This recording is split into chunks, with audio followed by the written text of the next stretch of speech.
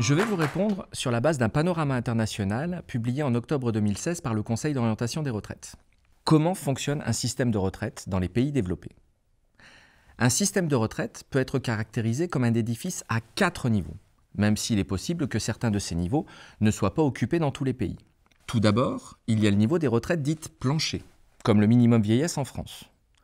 Le deuxième niveau est celui des retraites collectives obligatoires. En France, par exemple, pour les salariés du secteur privé, c'est la CNAV. Ces retraites sont dans tous les pays en répartition. La répartition est basée sur un principe de solidarité entre les générations. Ce sont les cotisations versées par les actifs et leurs employeurs aujourd'hui qui financent les pensions versées aux retraités aujourd'hui. Puis, en troisième niveau, il y a les retraites professionnelles. Ces dernières, sauf en France, où les régimes complémentaires professionnels obligatoires comme l'AGIRC et l'ARCO sont en répartition, mais dans tous les autres pays, elles fonctionnent en capitalisation. Dans un régime en capitalisation, chaque individu cotise pour lui-même ou chaque employeur pour ses salariés.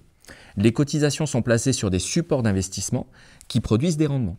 Enfin, il y a les retraites individuelles, avec l'épargne retraite individuelle ou l'assurance vie, qui fonctionnent également par nature en capitalisation. D'où proviennent les revenus des retraités? Pour donner quelques chiffres, en France ou en Allemagne, les 3/4 des revenus des retraités proviennent des 2 premiers niveaux des retraites, plancher et retraite collective. Alors qu'au Canada ou au Royaume-Uni, c'est le cas d'un peu moins de la moitié des revenus, car les retraites en capitalisation y sont plus développées. La finalité d'un système de retraite, c'est d'assurer aux retraités actuels et futurs un niveau de ressources satisfaisant, sécurisé et anticipé. Des systèmes de retraite reposant sur des règles différentes peuvent obtenir les mêmes résultats en termes de niveau de vie.